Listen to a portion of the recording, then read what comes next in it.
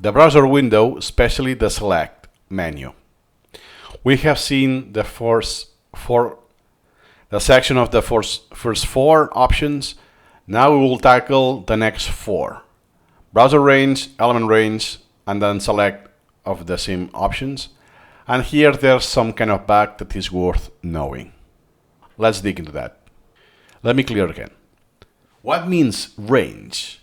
175. How come? Because I only have 75 elements in this browser. Is the second column. It's not the element number. It's the number in the window. So in this case, let's say that I want only the weird things. So that will be 43. So 43 to 75, that is the last one. Boom, they are selected already. I don't need to scroll down, click, hold shift, go down, and click again with the shift. Oh, I made the selection. I mean, yes, you can, but if there are a lot of elements, it won't be that efficient to do. Next is element range. What's the difference? Let me put 120. What happened? Why the first 20 are not selected? Because here, in this time, it goes by the element number. It says range 175, but look at the limit I have. This 500,000 thing is the same as my amount of elements in this collection, the element numbers that exist in this collection. I have a lot of vacant numbers. So if I select something like, I don't know, 50,000, wrong value. How so? I need 75. Let's put everything. Let's see what happens. Huh? Nothing happens. This thing is not that useful. So if I go to the official documentation, says that in fact element range is using the element number, no, the physical place in the collection. But it doesn't work, because when I ask, look at that, L number is this, from 909 to more than 500,000. That's my range. But if I do it, select element range, and by default that's the entire collection, the first to the last, the title says otherwise. It is mixing the entire collection, no, element number, with the position on the browser. It's bugged. It's absolutely bugged. So even if I say this, 185, it won't be impossible because the first one is 900.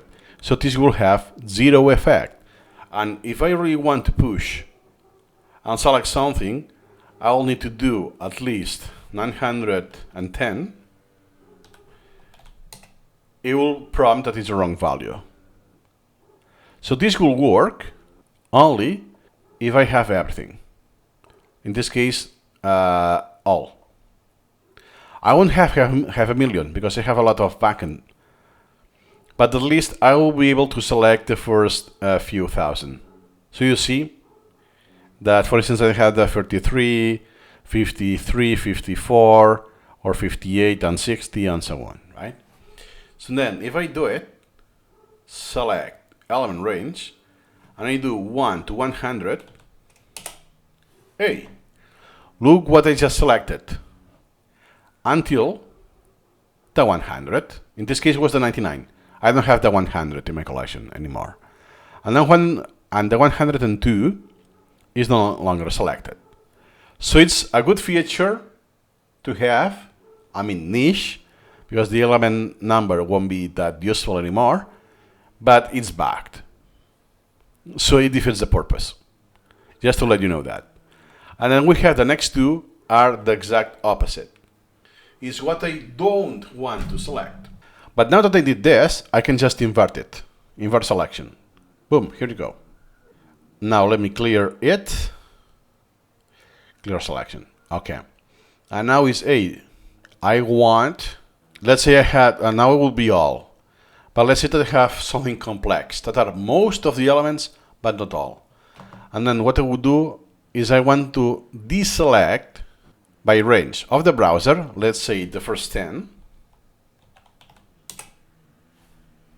Here you go, the first 10 are deselected. And the other is by element number. So in this case, I will need to put something bigger. And I will say between something I have in the screen. So between 40 and 60. So this will affect those from here to here. Et voila. But again, this is bugged, remember. That if I don't have most of my elements, it will say, hey, you only have 1,000 elements in your browser. It's out of scope. That's all for now, and in the next video we will see the next section of 4 options. See you in the next video.